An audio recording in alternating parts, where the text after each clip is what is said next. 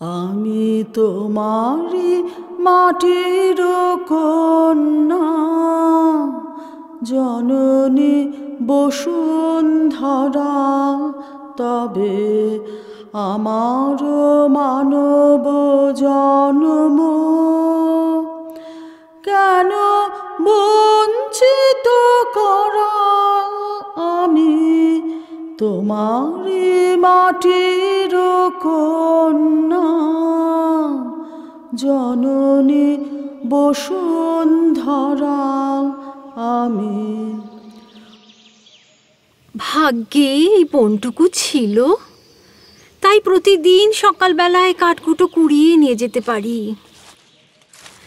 এ কি, এখানে গেরুয়া পরা এই মানুষটা পদ্মাসনে বসে কি করছে? ধ্যান? তার মানে সন্ন্যাসী? ইস, এত অল্প বয়সে সবাইকে ছেড়ে এই গহন বনে চলে এসেছে শুধুমাত্র তপস্যার জন্যে। মরি মরি, কি রূপ! কাঁচা সোনার মতো গায়ের রং, এক মাথা ঝাঁকড়া চুল, কিন্তু কিভাবে ঝুঁটি বেঁধে রেখেছে? দুদিন বাদই তো জট পড়বে। আচ্ছা, জটা রেখে গায়ে ছাই মেখে এমনভাবে থাকলেই কি ভগবানকে পায়? আর তপস্যা করেই বা কি হয়? সংসারে সবাইকে কাঁদিয়ে বনে জঙ্গলে এসে কি সুখ যে পায় এরা!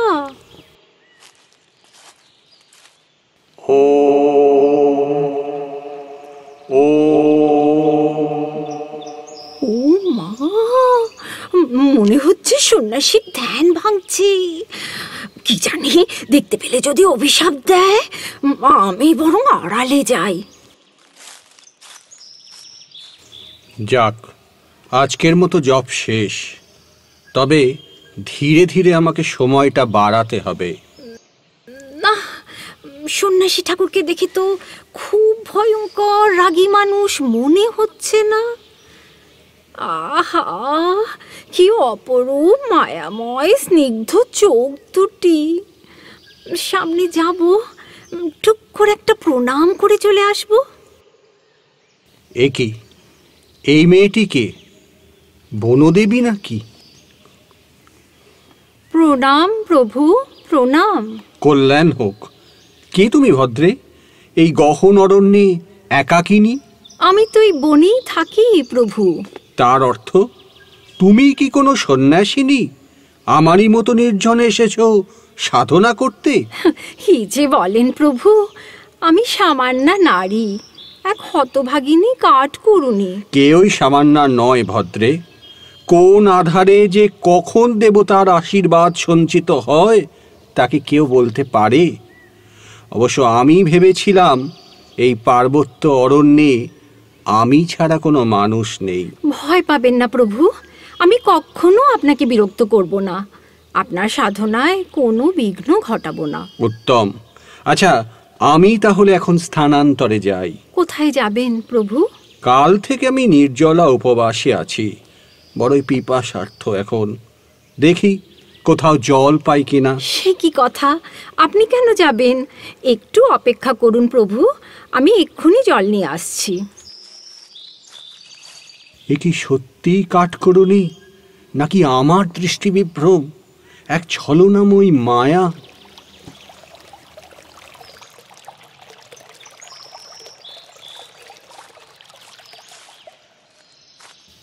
এই নিন প্রভু, পাতার পাত্রে করে ঝর্ণার জল নিয়ে এসেছি। বাহ, কি স্বচ্ছ নির্মল জল!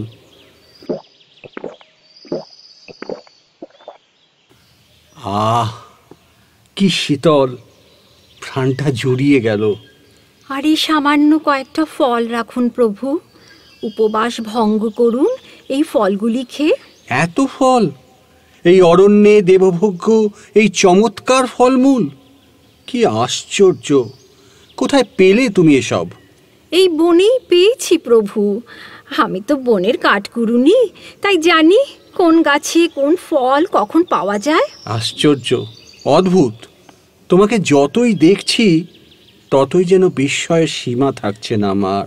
ফলগুলি গ্রহণ করুন প্রভু, আমি কৃতার্থ হব। নব আনন্দে জাগো আজি, নব রবি কিরণে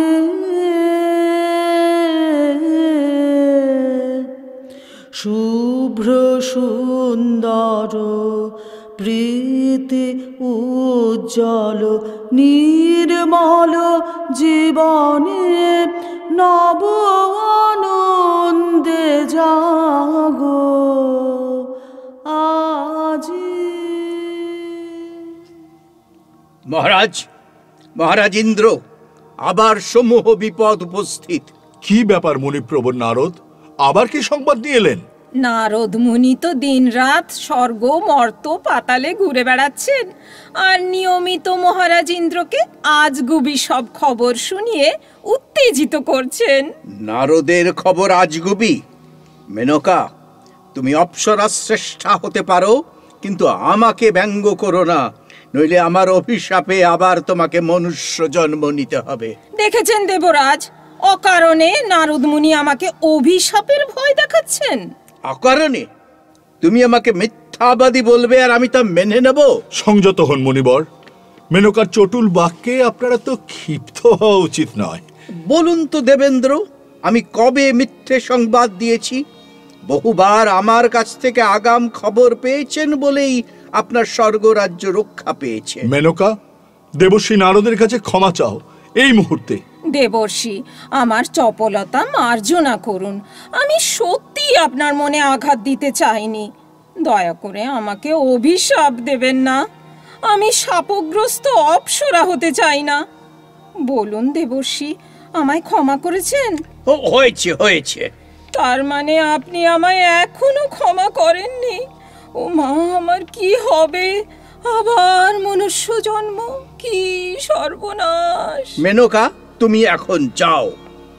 যাচ্ছি যাচ্ছি, তার আগে বলুন আপনি আমায় ক্ষমা করেছেন? আচ্ছা আচ্ছা, করেছি করেছি, এখন বিদেয় হও তো। প্রণাম দেবরাজ, প্রণাম দেবর্ষি, আমি চললাম। এবার বলুন মুনিবর, কোন বিপদের সংবাদ দিতে এসেছেন? আবার এক নবীন সন্ন্যাসী গহন পার্বত্য অরণ্যে এক সুকঠিন তপস্যার প্রস্তুতি নিচ্ছে। সে কি তপ বলে স্বর্গরাজ্য অধিকার করতে চায়? আমাকে সিংহাসনচ্যুত করতে চায়? এখনো ঠিক বোঝা যাচ্ছে না দেবেন্দ্র তার মনোবাঞ্ছা কি। নজর রাখুন দেবর্ষি, প্রতি মুহূর্তে তার ক্রিয়াকলাপের প্রতি নজর রাখুন, আর সেই মতো সঠিক সংবাদ দিন। তাই হবে দেবরাজ।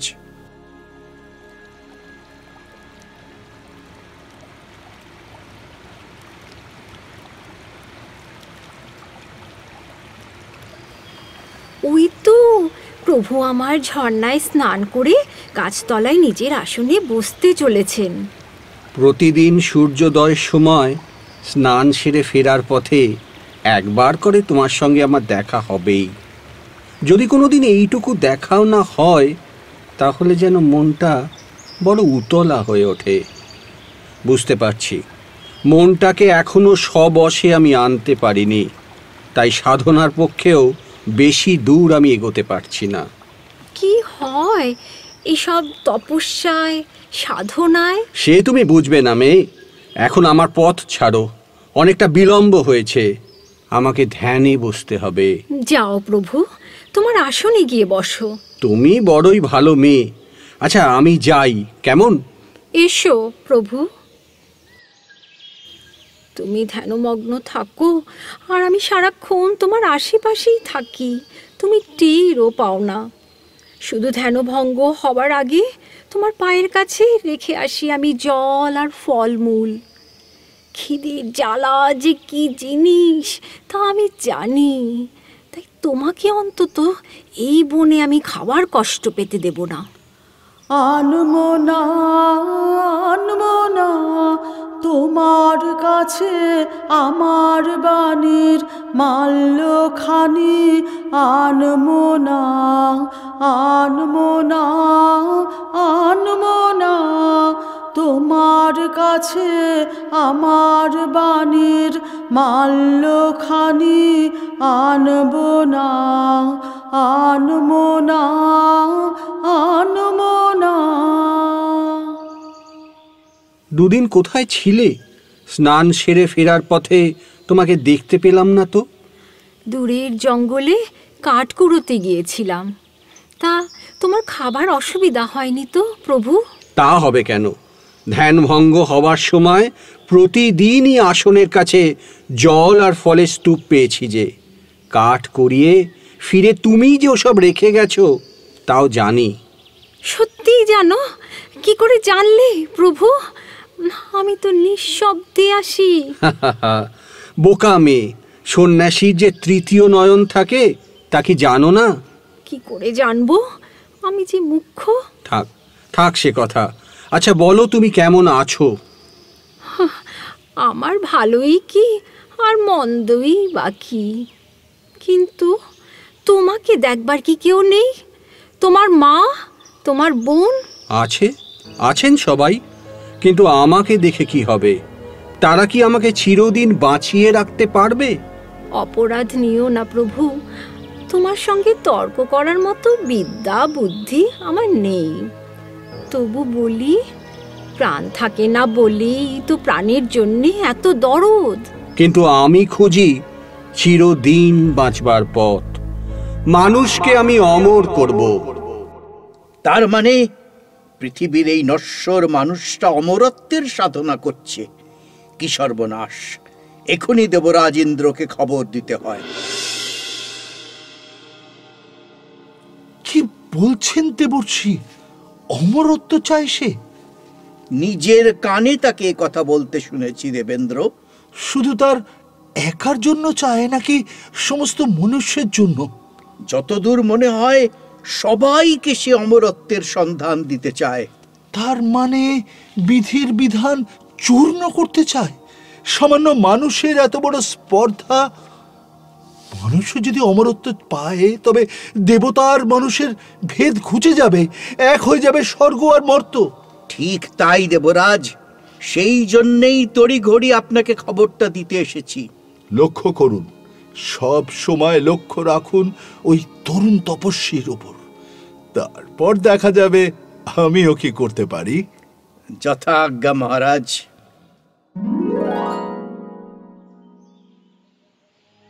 এইবার শুরু হবে আমার কঠিন সাধনা। হয় মন্ত্রের সাধন, নয় শরীর পাতন। আমি শেষ দেখতে চাই। কিসের শেষ প্রভু? কঠোর তপস্যায় সিদ্ধি লাভ হয় কিনা? এত কঠোরতার কি প্রয়োজন প্রভু? অমরত্ব, অমরত্বের জন্যে। অমরত্বে আমাদের কি হবে প্রভু? লক্ষ লক্ষ বছর একজন মানুষ বেঁচে থাকবে, তাতে তাদের ক্লান্তি আসবে না? কি বলতে চাও তুমি? আমি সাধারণ মেয়ে, তোমার মতো জ্ঞান বুদ্ধি আমার নেই প্রভু। তাই ছোট মুখে যদি বড় কথা বলে ফেলি, দোষ নিও না। কিন্তু আমার মনে হয়। বলো, নির্ভয় বলো, কি তোমার মনে হয় শুনি। মাত্র কয়েকটা বছরের আয়ু মানুষের, ওই জন্যই তো প্রভু জীবনকে আমরা এত ভালোবাসি। আর শুধু নিজের জীবনকে নয়, অন্যের জীবনকেও। আর জীবন ক্ষণিকের বলেই তো ভালোবাসার মানুষের জন্য মানুষ নিজের প্রাণ তুচ্ছ করে বিপদের মুখে দাঁড়ায়। আর আমরা সবাই সবাইকে দু হাতে আঁকড়ে জড়িয়ে ধরে বসে থাকি। কি হবে প্রভু সে অমরত্বে, যেখানে এরকম ভালোবাসা নেই, কোনো বন্ধন নেই, প্রেম নেই? তোমার কথাগুলো শুনতে ভালোই, কিন্তু এর বিপক্ষেও আমি অনেক যুক্তি দিতে পারি। জেনাহং না মৃত্যাং শ্যাম তেনাহম কিম করিয়াম। যাহাতে অমৃত নাই তাহা লইয়া আমি কি করিব? কিন্তু তোমাকে সব বলে আমার কি হবে? তুমি বুঝবে না। যাই হোক, আমি যা সিদ্ধান্ত নিয়েছি আমি তাই করব। আমার প্রতি কি আদেশ প্রভু? না, তেমন কিছু নয়। তবে এবার তপস্যায় বসলে হয়তো আমি দীর্ঘ দিন ধ্যানস্থ থাকব। তোমার প্রতি আমার এইটুকু নির্দেশ, এই সময় তুমি আমাকে বিরক্ত করবে না, আমার ধ্যান ভঙ্গ করার চেষ্টাও তুমি করবে না। ঠিক আছে প্রভু, তাই হবে। আমার যে সব দিতে হবে সে তো আমি জানি, আমার যত বিত্ত প্রভু, আমার যত বাণী, সব দিতে হবে, সব দিতে হবে।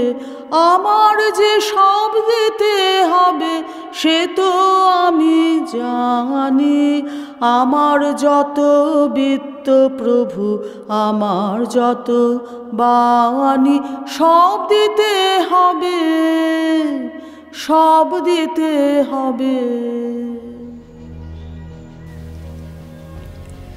আমার এখন শাঁখের করাতের মতো অবস্থা।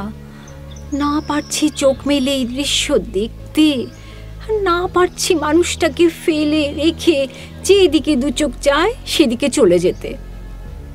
এখন উনি তো আসন থেকে ওঠাই ছেড়ে দিয়েছেন। আগের মতোই আমি রোজ ফল পাকুড় এনে ওর পায়ের কাছে রাখি, কিন্তু উনি চোখ খুলে দেখেনও না। পাখিতে এসে সব ঠুকরে খেয়ে যায়। এমনকি উনি জল খাওয়াও বন্ধ করে দিয়েছেন। প্রতিদিন ফুল তুলে ওর সামনে রাখি, অথচ উনি জানতেও পারেন না। এখন আমি কি যে করি, আমার সমস্ত সেবাই যে বৃথা হতে চলল।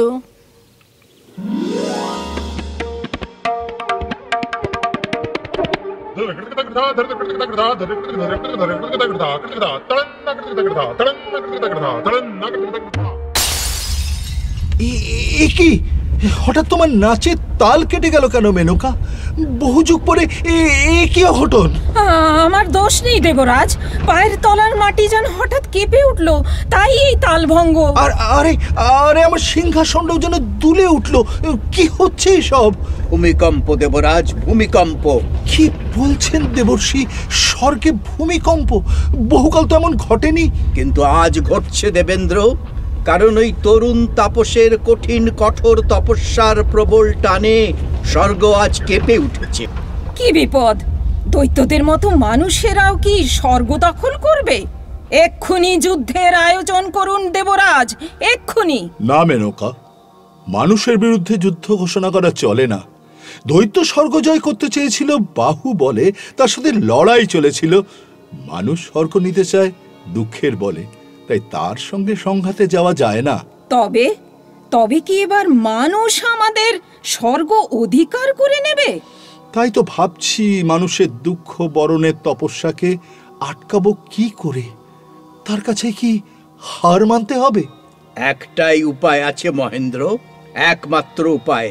কি উপায় দেবর্ষি? মেনকা। এইসব বিপদ থেকে রক্ষার একমাত্র পথ মেনকাকে আবার মর্তে পাঠানো। ঠিক বলেছেন দেবর্ষি। বহুবার মেনকা স্বর্গ অভিলাষী মানুষের তপভঙ্গ করে বাঁচিয়ে দিয়েছে দেবতাদের। এবারেও তাই হবে। মেনকা, যাও তপস্যা ভঙ্গ করোকে। আমি পারবো না দেবরাজ, আমাকে মার্জনা করুন। কেন পারবে না? কেন? হাজার হাজার বছর ধরে এই একই কাজ করে করে আমরা অপ্সরাগণ ক্লান্ত দেবরাজ। তাও এসব সত্য ত্রেতা দাপর যুগে চলতো, কিন্তু এখন তো ঘোর কলিকাল, মানুষের চাল চলনও বদলে গেছে। আর তাছাড়া কি তাছাড়া? সুররাজ, স্বর্গের অস্ত্রে মর্তের মানুষকে যদি আপনি পরাস্ত করেন, তবে তাতে তো স্বর্গের পরাজয়। মানবের মরণবান কি মানবের হাতে নেই? সে কথা সত্য। পুরাকালে যে কাজ স্বর্গের অপ্সরা পারত, আজ তা মর্ত নারী পারবে। কিন্তু সে কাজে আমাদের সাহায্য করতে হবে দেবরাজ, ওরা একা পারবে না। কি রকম সাহায্য দেবর্ষি? বসন্ত আসুক ওই অরণ্যে, অকাল বসন্ত। নন্দন বনের হাওয়া ছড়িয়ে যাক ওই গহন বনে। তথাস্তু, তাই হোক। এই লোভেনু সঙ্গ তব সুন্দর, হে সুন্দর, এইল ভিনু সঙ্গ তব সুন্দর হে সুন্দর, পূর্ণ হলো অঙ্গ মম, ধন্য হলো অন্তর, সুন্দর হে সুন্দর, এইল ভিনু সঙ্গ তব সুন্দর হে সুন্দর। কি এ তো ভারী আশ্চর্য। এখন তো বসন্তকাল নয়, অথচ হঠাৎ গাছে গাছে রং বেরঙের ফুল ফুটে উঠেছে। সবুজ নতুন পাতায় পাতায় ডালগুলো ভরে গেছে। আর বসন্তকালের মতোই মাঝে মাঝে দক্ষিণা বাতাস ফুলের মিষ্টি গন্ধ বয়ে নিয়ে আসছে। হঠাৎ কি হলো আজ? ওই অশোক ফুলের মঞ্জুরি দেখে হাত দুটো এমন অবাধ্য হয়ে উঠছে কেন? এ কি, আমি আমার অজান্তে ওই অশোক ফুলের মঞ্জুরি আমার খোপায় গুজিয়ে নিয়েছি? মনটা এমন চঞ্চল হয়ে উঠলো কেন? ইচ্ছে করছে বহুদিন ধরে তুলে রাখা কুসুম ফুলের রঙে চোবানো নতুন শাড়িটা পরে আসি। বসন্তে ফুল গাঁথলো আমার জয়ের মালা, বইল প্রাণে দক্ষিণ হাওয়া আগুন জ্বালা। বসন্তে ফুল গাঁথলো আমার জয়ের মালা, বইল প্রাণে দক্ষিণ হাওয়া আগুন জ্বালা। বসন্তে ফুল গাঁথলো। যাক, সাধনার একটা পর্যায় আজ শেষ হলো। এবার চূড়ান্ত সাধনার জন্যে আমাকে নির্জন গিরিগুহায় যেতে হবে। কিন্তু কিন্তু সেই মেয়েটিকে তো দেখতে পাচ্ছি না। সে গেল কোথায়? তপস্যার শেষে একটিবার যেন তাকে না দেখলে মন কেমন ব্যাকুল হয়ে ওঠে।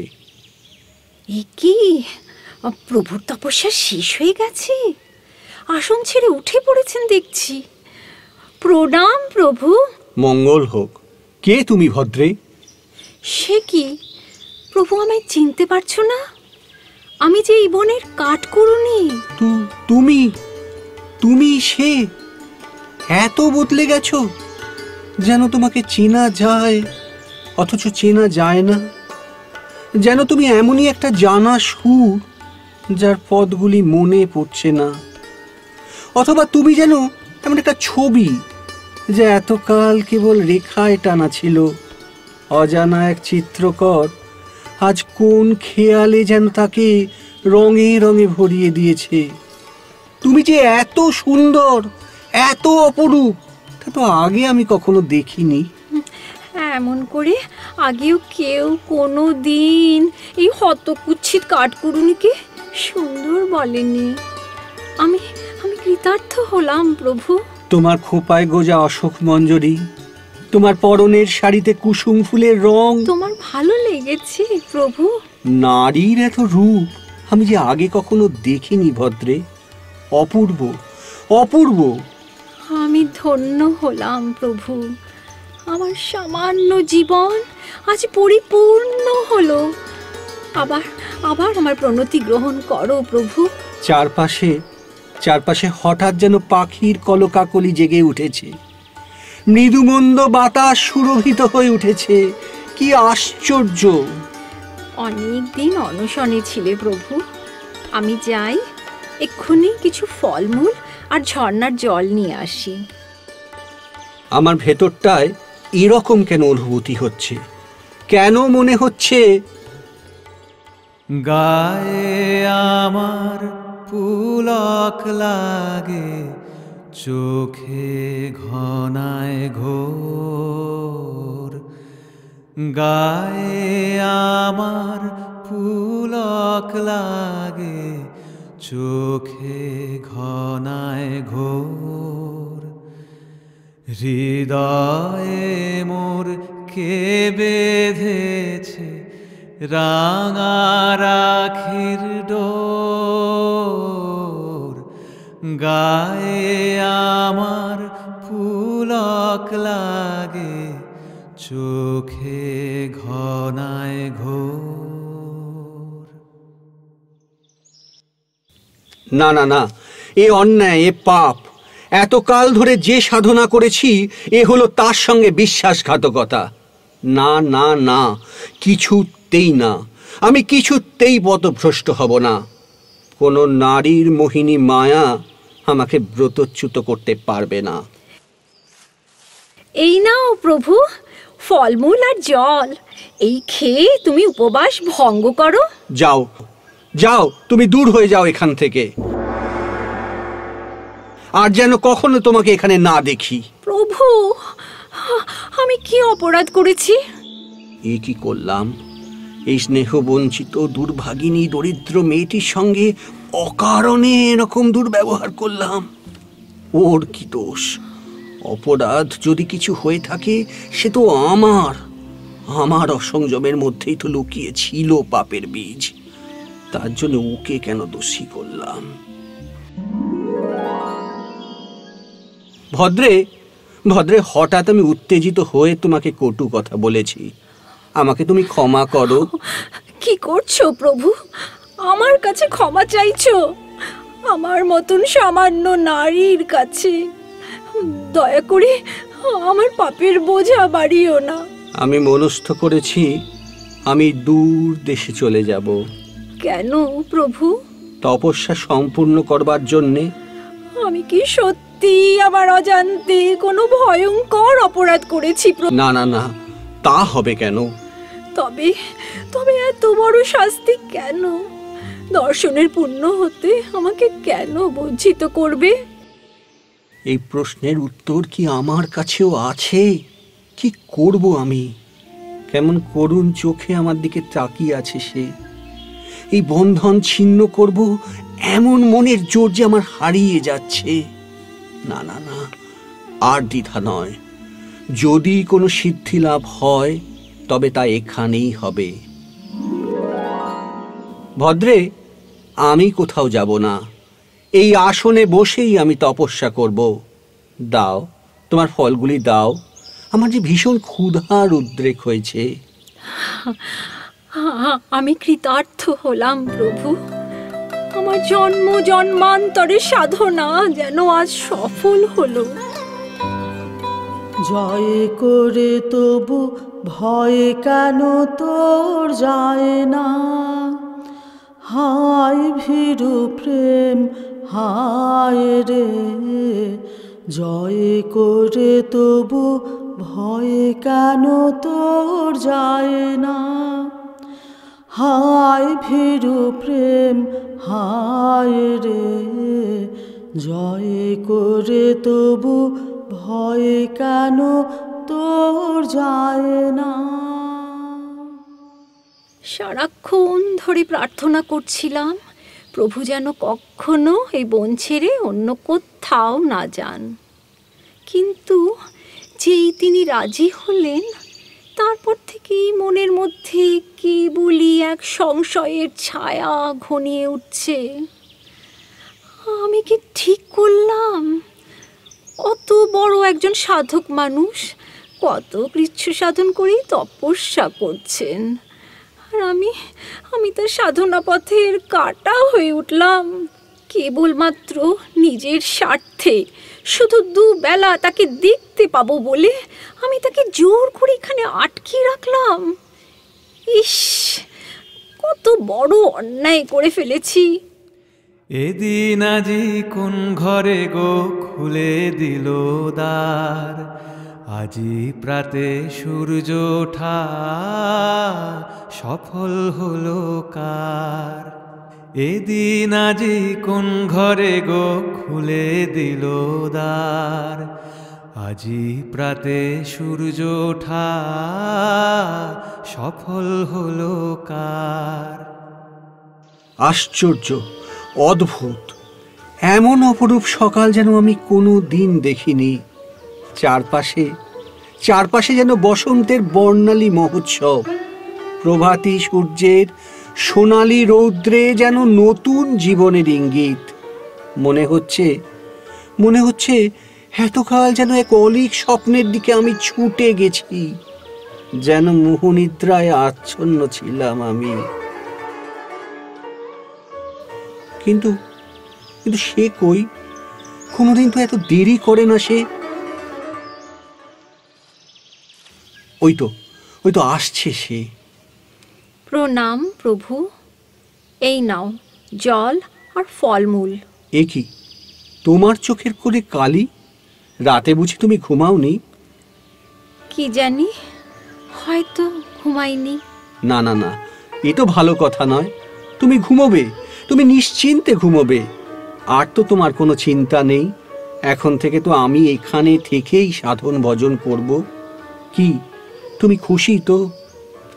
তুমি এখানে থাকলে এই অরণ্যভূমি পবিত্র হয়ে উঠবে প্রভু। তবে আমার একটা কথা ছিল।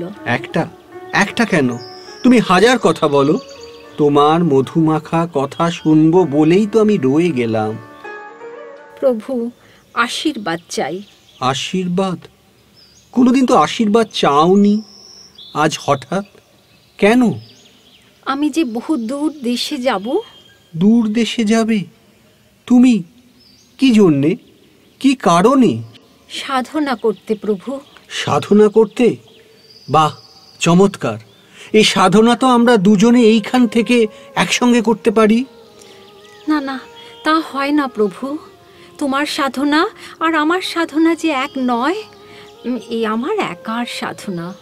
আমি বুঝতে পেরেছি তুমি কি বলতে চাইছো। বেশ, তুমি যাও, তোমার সাধনা সিদ্ধ হোক।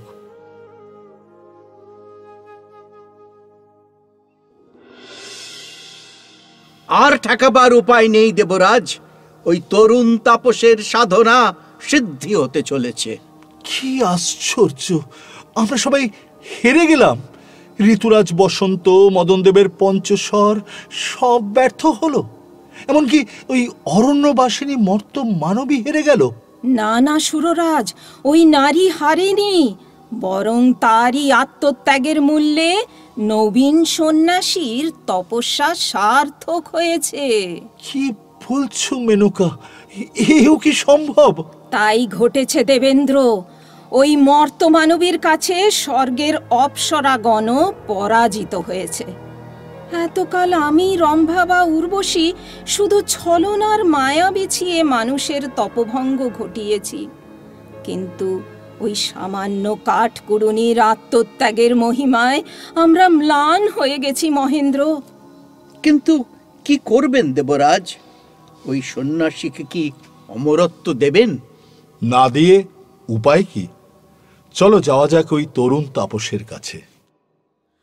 জয় হোক নব অরুণোদয়, জয় জয় জয় হোক নব অরুণোদয়, জয় জয় পূর্ব দিগঞ্চল হোক জ্যোতির্ময়, জয় হোক নব অরুণোদয়, জয় জয় জয় হোক জয় হোক। প্রণাম দেবরাজ, প্রণাম দেবর্ষি। তোমার সাধনা সার্থক। আমরা তোমাকে অভিনন্দন জানাতে এসেছি নবীন সন্ন্যাসী। স্বর্গের অধিকার তুমি লাভ করেছ। আমার তো আর স্বর্গের প্রয়োজন নেই। সে কি কথা? অমরত্ব আর স্বর্গে প্রবেশের অধিকারের জন্যই তো তুমি এত কৃচ্ছ সাধন করেছ। সাধনায় সিদ্ধি লাভের পরে বলছো এসবে তোমার আর প্রয়োজন নেই। তার কারণ স্বর্গ কিংবা অমরত্বের চেয়েও মহত্তর কিছুর সন্ধান আমি পেয়েছি। স্বর্গের চেয়েও মহত্তর? নারদ, অমরত্বের চেয়েও শ্রেয়তর? কি তার নাম? তার নাম ভালোবাসা, তার নাম প্রেম। প্রেমই মানুষকে মৃত্যুঞ্জয় করে তোলে।